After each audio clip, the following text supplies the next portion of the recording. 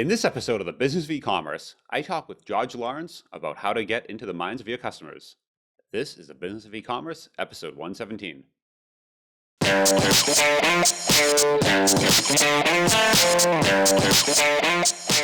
Welcome to the Business of E-commerce, the show that helps e-commerce retailers start, launch, and grow their e-commerce business. I'm your host, Charles Pileski, and I'm here today with George Lawrence. George is the founder and CEO of Merchant Words. At Merchant Words, he helps entrepreneurs, brands, and agencies discover new opportunities, achieve successful product launches, run profitable advertising campaigns online, Amazon, and beyond.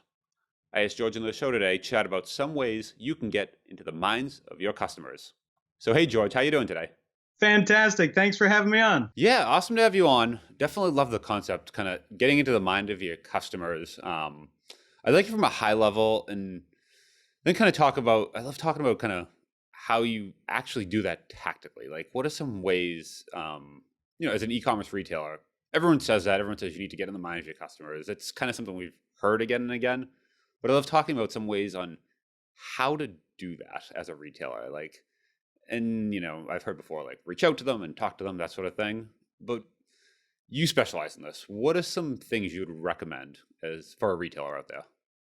Great question. Let me tell you first what I see people do. And what I see people do is they chat with their friends. First of all, I was like, hey, if I built this, would you buy it? I'm like, oh, brother, you got to get some real opinions. But the interesting thing is it's so easy to do this, but so few people really kind of make it a priority. And that astounds me. So one of the things that I like to tell folks is, look, you got to remember that people don't search using the physical aspects of the product. People don't search for, I need something that's so many inches tall and so many inches wide, et cetera. People search for the need that they have or the problem they're trying to solve. And so basically what I would say is before you ask anybody anything or before you endeavor to try to answer the question, first remember that you're not looking for an answer that sounds like a dimension or a material or some physical property of a product. You're not looking for exactly those kinds of keywords. What you're looking for are the kinds of keywords that people use when they search that sound more like problems they're trying to solve or things like that. An example I like to use sometimes is if you're selling a white dress, you might not realize the dozens of different reasons why people are buying a white dress. Is it for a birthday party? Is it for a wedding? Is it for a baptism? There's a dozen different reasons. And your product, either the product itself or how you market or present your product is going to change depending on those different reasons. And so my first advice to everybody is congratulations. This is a good thing. It's good that you realize it's important. But as you endeavor to do it, you got to remember that you're looking for the reasons why people are buying things, not just the physical aspects of the product itself. And then to answer your question, a lot of the ways that people do it, of course, is they just chat with friends, and that's not as good as reaching out to the wider audience. But as a consumer yourself, maybe your listeners, everyone, we're kind of familiar with this. When we buy something after the fact, companies will often reach out to us and say, hey, were you satisfied with the product? How did we do? If you're dissatisfied, let us know. And that's good. But what I want to encourage everyone to do is right now remember that you need to be proactive and do this. Don't just wait until after the sale. You want to do this so that you can get to the sale. And so the idea is reach out to people in any way you can and see what their needs are, see what they're looking for, see what they're shopping for. An easy way to do this is, frankly, you probably do it every day anyway. Just go to Amazon and start typing in the search box. Right? Don't hit enter. Just look at the suggestions that come flowing down from Amazon, and you can get all kinds of amazing ideas of what people are looking for. Sometimes it's crazy. You look at some of those suggestions and you go, dang, are people really searching for that? And the answer is yeah. People really search for those suggestions because that's how they get there. Okay. I like that idea, actually. I was talking with, I think it was I'm looking up here, episode 62, Dale from Fire and Spark. He was talking about using kind of some targeted keywords and building pages around that. So for instance, white dresses for, I don't know why someone wears a white dress for a picnic or for whatever that, better example, a water bottle for CrossFit, a water bottle for hiking, things like that. And his suggestion, which kind of sounds like it would actually dovetail nicely into this. He's more of an SEO guy, but talking about, building pages for water bottles for hiking, water bottles for CrossFit, that sort of, and you literally have a collection of products for that particular activity. You're talking go even a step before that of how to actually research that data and figure out, I sell a water bottle. What are some uses water bottles could be used for? And then tailor the whole marketing and site for that, correct? Yeah, exactly right. And there's nothing wrong with building landing pages and test out if you can get your SEO mojo going before you actually go to market with the product. That's great, but that's a little bit like, and maybe mariners 200 years ago had to do it this way. But it's a little bit like throwing your boat in the ocean and like hoping you don't crash into the shore or the rocks underneath the surface or whatever. And look, that's how they did it 200 years ago. But we've got GPS today, right? So you don't have to do it in that old-fashioned way. Whip out your GPS and figure out exactly what people are looking for, and that will give you a lot more education about how to do this, right? So I'm not saying don't do it, but what I'm saying is start with what the customers are looking for, then build your marketing campaign around that, or additional research if your marketing campaign kind of leads to more customer research before you bring a product to market or before you change your marketing strategies, and then you'll understand exactly what it is. And look, people were getting around just fine 200 years ago in their ships. I'm not saying that approach won't work. It's just a lot smarter, I believe, to understand exactly what your customers are looking for and how they're looking for it, what problems they're trying to solve, before as kind of the first step of taking action as you're building your marketing campaign, your SEO strategy, the different listings in the various marketplaces, et cetera. Okay. I mean, you could even, as you're kind of talking, it makes it sound like that whole water bottle thing, you could basically build out separate funnels, if you will, right? The whole marketing campaign leads down to, let's just say, a landing page, all the stuff. And once you kind of know, here are the different types of customers and the different ways they engage with our product, you kind of build a whole flow, a funnel into that, right? So you could have the same product sold to different folks for different purposes, but whole different marketing campaigns that speak directly to that person. Yeah, exactly right. And in fact, whether you call it marketing or your content strategy or Yeah. whatever, anything that you learn. Anything. Yeah.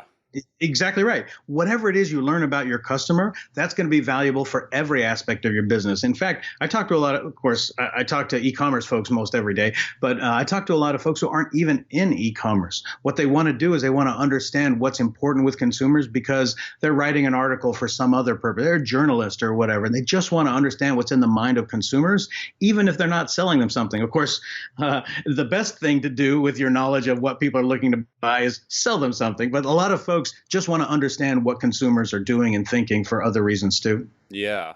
Well, I could see, yeah, because it could definitely power, from the e-commerce point of view, right? Power the content strategy, the marketing campaign, the landing page, the email copy. Like once you kind of build a funnel for this particular type of user, it can just flow all the way down, even post sale, right? So it was, hey, how'd that water bottle go for your, CrossFit workout? How did, like you could literally, if you know that's the customer and that's how they're using it, everything could be kind of pushed through the funnel, even post sale, using the same kind of concept. Exactly right. And some people ask me that, hey, am I selling the right product? And of course, we can help them answer that question. But the question you should be asking really is, am I solving the right problem? Yeah.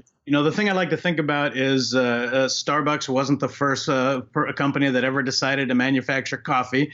Google wasn't the first search engine, those kinds of things. And so when you understand the problems people face and the way they intend to solve it and how they would prefer to solve their problems, then that's really powerful. And like I said, and this bears repeating, a lot of companies kind of put that on the back burner. They think that's an ancillary task. My first job is to manufacture something, then sell something, and maybe I'll follow up with the customer and see if they're happy. I'm like, wow, you should see what makes the customer happy at the beginning of that strategy. Yeah. Well, then you could even use the same product, different campaigns, different content strategies, different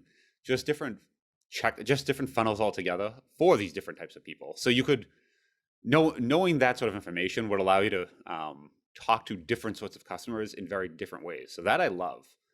But what are some way, like, so other than going into Google and manually kind of typing each one in and kind of seeing what pops up, what are some other ways to actually be able to get these ideas and to help you kind of generate all the Yeah, funnels behind that?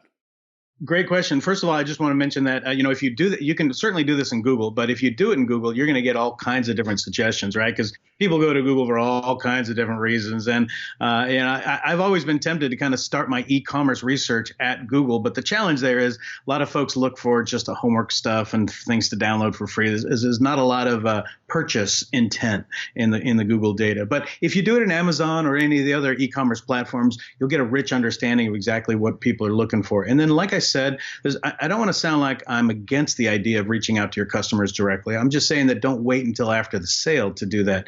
Find a way to get in front of people who may be your customer and start a dialogue with them. We were talking about landing pages, and that's a great idea because you could see if your SEO strategy works before you bring a product to market or before you start a marketing campaign. But you don't necessarily have to endeavor to do something grandiose. You don't have to build a market. You don't have to build a big bunch of landing pages and make sure your SEO is successful. You could perhaps do a little paid advertising, run an advertising campaign against products that you maybe not even ready to sell yet. Now, I'm not saying fool anybody, and I certainly wouldn't want you to pretend that you're going to send something to someone and you don't.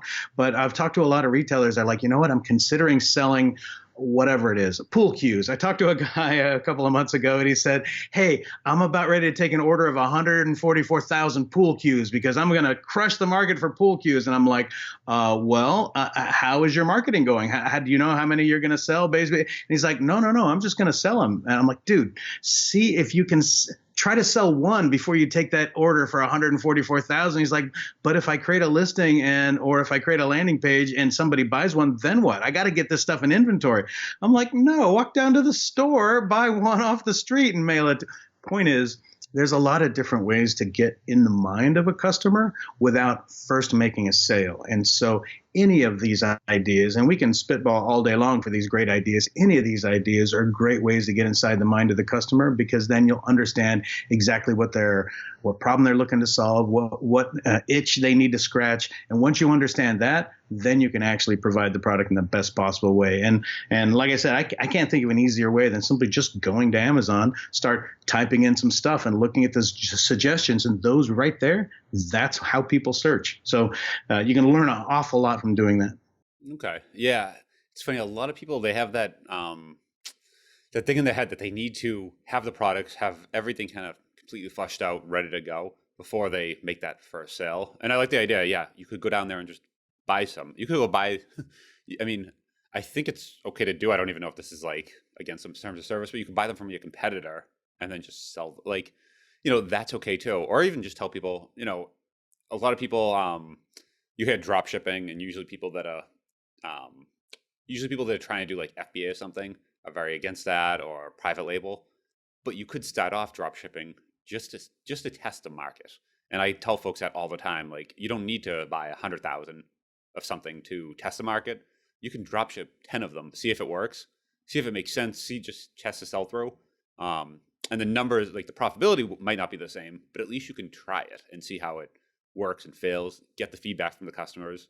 And then, like you said, talk to them and see how they're using it and have that actually power your marketing campaign. Yep, exactly right. I was traveling recently, and I saw a little teeny roadside cafe. So I thought, wow, this might be fun. Let's jump in. And I looked at their menu. I ordered a few items, and then I noticed that the servers would go down a hallway, around the corner, and it turns out, once I did a little digging, that the actual food was being prepared in a restaurant down the way and would bring it over to me. But the thing is, it carried a whole different menu, a whole different brand, even though the restaurant down the street had its own menu. So I got drop shipped in real life at a restaurant with food. Yeah, that's real life drop shipping right there. Yeah, but the great thing was that little like roadside cafe could change their menu, could change the name, they could change the they could do all kinds. And in fact, I saw the restaurant and I saw the little cafe, and for whatever reason, the little cafe resonated more with me, and so that's what I chose. So this is kind of what exactly you were saying, is you don't need to open up a whole nother kitchen, right? You could, and this is a silly example, I know, but you could just fulfill the order however you fulfill the order. But what you're trying to do is see if your solution for solving the customer's problem, for sort of scratching their itch, for looking to meet the demand of what they're looking for, you can test that without building a whole kitchen, without taking a bunch of pool cues in inventory. Yeah, I love that. I love that idea. And I was actually just on a podcast today talking about that exact concept. It's one of those things that I see people using that as like a reason to like not do it. Like they get there and like, well, I have to do this before I do that, and they see the steps as very like linear, that you have to like get the 100,000 in inventory, and like, no, no, no, you can just like, you'll eventually have to do that step, but you don't. They're not in that like direct order. You can skip ahead, not because like that's the end all be all, but that's because that's the learning phase. And the more you get to that, the more you kind of do that loop, you're going to learn more. And the faster you can do that loop, you're going to learn more. Yep. Yeah, And, we've been talking for the last couple of minutes about someone bringing a new product to market. We're talking about pool cues and whatnot, and then drop shipping and things. But the exact same strategies that we're talking about, and the kind of the change in attitudes that I think the people ought to have, applies perfectly well if you've got a set of products you're already selling and you've got them in inventory maybe, and you don't intend on changing or amplifying those in any way. But the opportunity for you that you're probably not fully executing on is, do you have the right marketing in place? So never mind a new product. Your existing products can be marketed in different ways, different keywords on your advertising campaigns, different ways to position your landing pages, whatever that means for you. Different content, as long as you understand that consumer demands and consumer trends, and what I mean by that is, people still want to buy your product. The demand for your product is not going away, but it's shifting to different ways people search for it. And so, like you were saying with the water bottle, people at one time may have been all about searching for water bottles for this purpose. Well, now they still want water bottles, but maybe now more demand is searching water bottles for a different purpose. So you see camping versus cycling versus CrossFit or whatever it is, like and it's a very different crowd, and you could probably reach them differently. Right. Yeah. Yep. So you don't necessarily need to start manufacturing different water bottles, but you always have to be aware of how this shifting consumer search terms and shifting consumer interest, like I say, the itch that people are looking to scratch. People's itches are always changing. That seems like a bad analogy now that I just said it, but it's true, right? People are always wanting something a little bit different. Yeah. So your products are not going to change at all. Start marketing it differently as consumer trends change. So I like the trick you said about going into Amazon and kind of start typing water bottles for, and just see what shows up in the search box. How far does it actually, like, is it only like top 5, or can you go down? Is there like a way to dive down to like the top 100 or 1,000 different reasons for your water bottle? You would be surprised how far that suggestion goes. And, really? Okay. Here's a crazy thing. And in fact, this is the reason I founded Merchant Words. If you don't mind, let me just tell you a little bit about my origin story. Yeah. I was 5 years ago, I was an e-commerce seller myself, just a guy looking to make a little extra money on the side. And I realized that, unless I understood what people are looking for and how they're looking for it, I really couldn't be an effective seller. And, being a software guy, I wrote a little software that kind of like looked at those suggestions. It starts with A and goes to Z, et cetera. And to my surprise, some of those go very, very deep as Amazon is suggesting different suggestions. And I learned a lot from doing that. And that's kind of what became the foundation of a data research company that now has seen the light of day as Merchant Words. But to answer your question, it goes surprisingly deep. And so if you type in water bottles for, you'll see all kinds of interesting stuff. Now, we haven't tried it ahead of time, and we didn't like prearrange this. Yeah, no, I have no idea what you actually. We did not type that in. I would encourage your listeners to go try it right now, or whatever their product is. But the difficulty of doing that is it won't necessarily expose to you the way people search using water bottles at the end of the phrase, right? And so if someone were to say hiking water bottle or camping water bottle or mountain biking water bottle, you wouldn't necessarily see those suggestions if you were typing in water bottle for. Now, I'm not saying don't do it. All I'm saying is you can start off with doing water bottles for, and then see all those answers. But then you need to flip it around and experiment with others, hiking water bottles, et cetera. So you got to do a little human intuition. Yeah. And in fact, I actually did just type it in, by the way. So there's kids, women, girls, men, boys, teens, kids for school, toddlers, teen girls, and dogs. So nice. Water bottles for dogs. I love it. Yeah. I would not have thought of that one, the last one. So. But you're saying you also have to flip it around, right? That's right. So you're not done. You need to flip it around. And so you'll need to kind of come up from off the top of your head all of the words that people you think might put in front of their search for water bottles. And, we could speculate a few: camping water bottles, mountain biking water bottles, et cetera, but you probably won't think of them all. And like I said, look, I'm not here on your show to kind of hawk merchant words and say, buy my product. Not at all. But that's the problem merchant words endeavored to solve when I launched the company ages ago. And that was, I wanted to understand where the word water bottle was suggested in Amazon, meaning people are searching for it, with all of the variations. And so since, our way that we visit Amazon starts with A and B and C, and we get the whole history, or the whole hierarchy of all of these suggestions, you'll be able to see where water bottle appears, even when there's other words in front of it, using a tool like Merchant Words.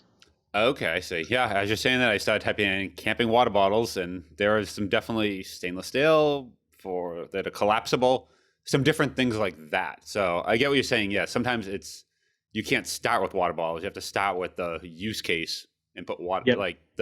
put the product after the use case in that. Yep, exactly right. Now here's the challenge. It sounds like we're smart enough to figure out all the things that we should type in to discover all the ways people search for water bottles. You're a smart guy. I'm a smart guy. We should be smart enough to think of it. We're not. And so we're smart enough to know that we're not smart enough to know all the ways people search. It's completely surprising. So the only real way to exhaust the entire cloud of what people are searching for is to attack this problem with a little bit of software help. And like I said, that's what my company endeavors to solve. And if you were to do some research into other tools like Merchant Words, you would discover that there are hundreds, perhaps hundreds of thousands of ways that people search for water bottle, and many of them would surprise you. Even if you're a water bottle marketer or merchant, you would probably be surprised in the many ways people search for water bottle. And that's at the crux of what I'm trying to say is, don't just think that you know the 10 or 20 keywords or the 100 keywords that people use when they're searching for your product. You need to understand the thousands and thousands of variations that people use when they search for your product. Only then can you really get inside the mind of the shopper. So please go to Amazon and type to your heart's content and do all of your own research. That's great. Never stop doing that, because it's awesome. But what I'm saying is there comes a point where you're going to need a little software to help you understand the full depth of exactly what your customers are looking for. I see. Yeah, I like the idea too of, because if you're a marketer, right, if you're in the industry, you can probably think of the top, whatever reason for your water bottles being used. But I like the idea of trying to, let's say you can think of the top 20, top 50, but getting the bottom, the next 1,000. Those are the ones that you could probably run a marketing campaign against that you don't have much competition, like, Exactly water right. bottles for a left-handed whatever. Like Yes. that one, you could probably get that keyword pretty cheap. I wish I had one of those bells on your desktop. Ding, ding, ding, Yeah. ding, ding. That's exactly right. And so, but it helps in whatever you're endeavoring to do for your marketing, whether it's landing pages or whether it's optimizing your keywords in your listing directly on a marketplace, whether it's your own, Shopify or your own .com or whatever it is, but also PPC campaigns. Yeah. You can corner the market, if you will, kind of take advantage of these long tail keywords that are in the minds of customers, and people are searching for them all the time, because now it frees you from having to bid and fight the battle with, really it's a bloodbath if you think about it, but you fight the battle with the shorter keywords, the more popular keywords. Well, a guy who types in water bottles for left-handed dogs or whatever it is you said, someone who types in a very specific phrase like that, if you target a specific phrase, wow, you can undercut the competition on your PPC expenses and really get in front of those long tail. But you got to do an aggregate, of course. You're never gonna grow your business on just that one left-handed customer. But if you do this in aggregate on all of your long tail, you'll really see your business grow. Yeah, I'm willing to bet that that keyword costs about 10 cents. There's not many Right. searches, but yeah, I think actually it was last episode. Actually, I think John, I had on it, was talking about going basically for that whole long tail. And like you said, no one keyword will ever do it. But when you start going very long, the 1,000 keywords, you can start seeing aggregate a lot of searches, and they're just really cheap because no one's targeting those, left-handed mountain climbers that need a Yep. water bottle, that sort of thing. Yep. So Exactly right. And, talking about left-handed mountain climbers, this is great. I would imagine that your listeners kind of fall into a variety of categories, right? There may be someone from Fortune 500 companies out there listening to us. Maybe small businesses have been in business for a while. Maybe folks who haven't even brought a product to market yet, thinking about getting into this. And no matter where you are on the size and scale and scope of the e-commerce world, I would encourage you to kind of change your mindset about understanding your audience audience, no matter how big you are, because a Fortune 500 company can benefit from this strategy, just like a small person just starting out, small business just starting out can benefit from this strategy, just like someone who is still experimenting with the possibility of launching a product and just doing research can benefit from this strategy. Understand your customers from the most frequently searched term to the least frequently searched term, because only then can you really see inside the mind of your customers. And like we said at the beginning, that's kind of the whole point of the message we're talking about today is you got to see inside the mind of your customers. Yeah, I like that.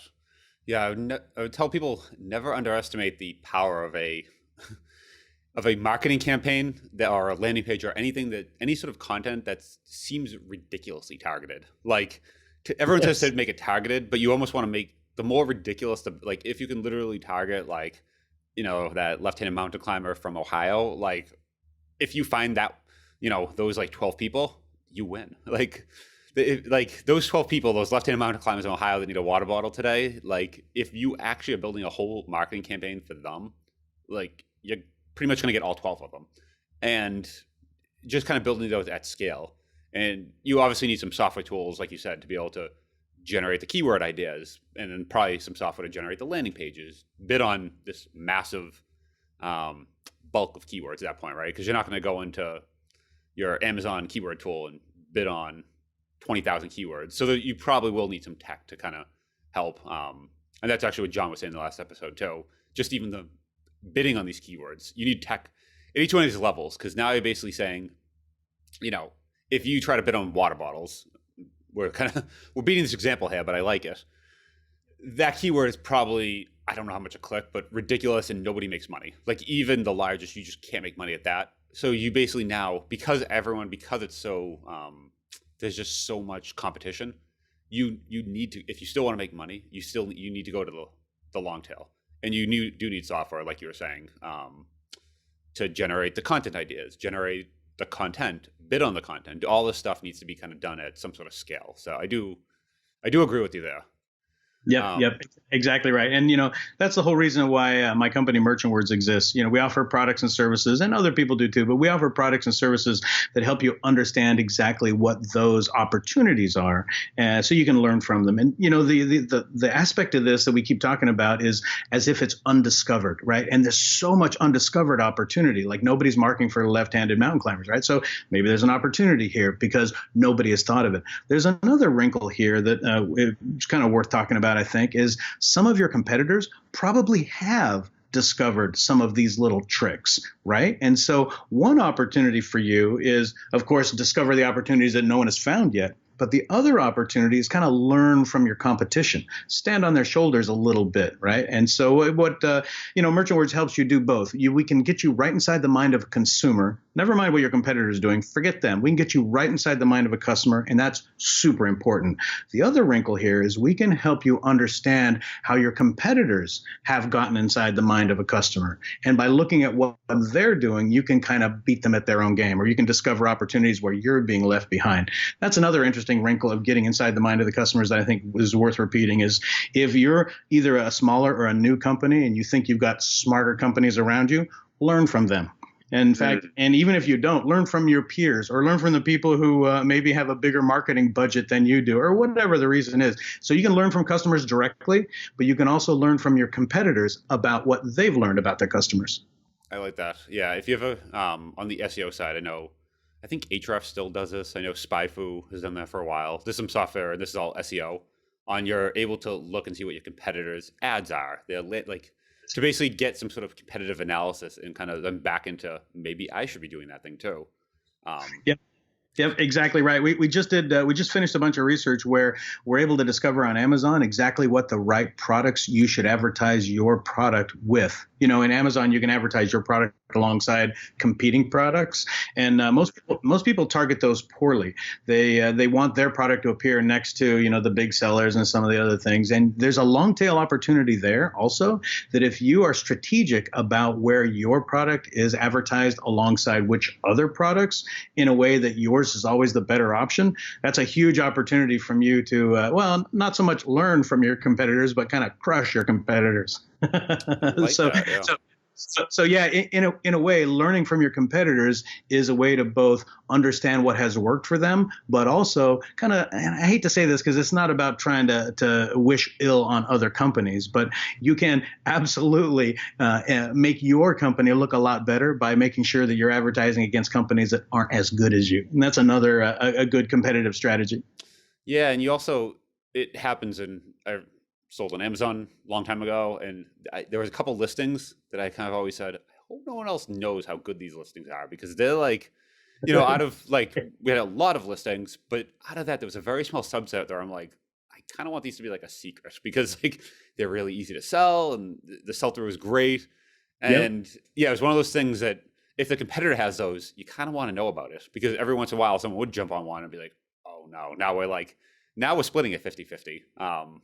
So yeah, it's one of those things it's not that you're trying to like crush them, but it also you don't want someone sitting there just eating your lunch when you should be having half of it as well. So Yeah, totally agree with that. exactly right. And it's funny in the life cycle of my company, when we first started off years ago, we amassed this mountain of data.